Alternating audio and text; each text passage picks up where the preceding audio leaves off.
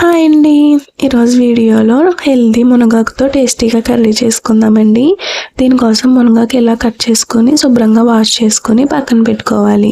తర్వాత stove on చేసుకొని బాండి పెట్టుకొని 2 స్పూన్స్ ఆయిల్ వేసుకుని ఆయిల్ బాగా హీట్ అయిన తర్వాత కట్ చేసుకున్న ఆనియన్స్, పచ్చిమిర్చి వేసుకుని ఈ కర్రీలో కొద్దిగా ఆనియన్స్ ఎక్కువే పడతాయండి.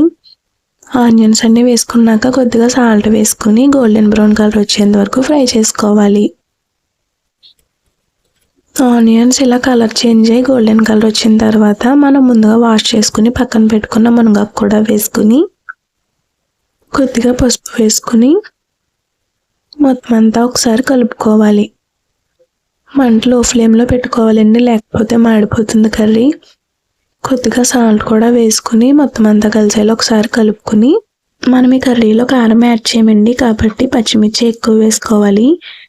ఇలా మునగాకు మొత్తం ఫ్రై అయ్యేంత వరకు మగ్గించుకోవాలి. మంట లో ఫ్లేమ్లో పెట్టుకుని కుక్ చేసుకోవాలి. ఇలా మునగాకు కూడా ఫ్రై అయిన తర్వాత 1 గ్లాస్ పాలు వేసుకుని మొత్తం అంతా కలిసేలా కలుపుకుని మంట లో ఫ్లేమ్లో పెట్టుకుని ఉడికించుకోవాలి. మూత పెట్టుకుని ఉడికించుకుంటే త్వరగా మగ్గిపోతుందండి. పాలు ఎగిరిపోయి కర్రీ ఇలా దగ్గర పడితే మన మునగాకు కర్రీ రెడీ అవుతుందండి. స్టవ్ ఆఫ్ చేసుకుని సర్వ్ చేసుకోవడమే. ఈ మునగాకు కర్రీ చాలా టేస్టీగా ఉంటుందండి, అలాగే హెల్త్కి కూడా చాలా మంచిది కదా. మీరు కూడా ఒకసారి ట్రై చేయండి. వీడియో నచ్చితే లైక్ చేసి మన ఛానల్ని సబ్స్క్రైబ్ చేసుకోండి.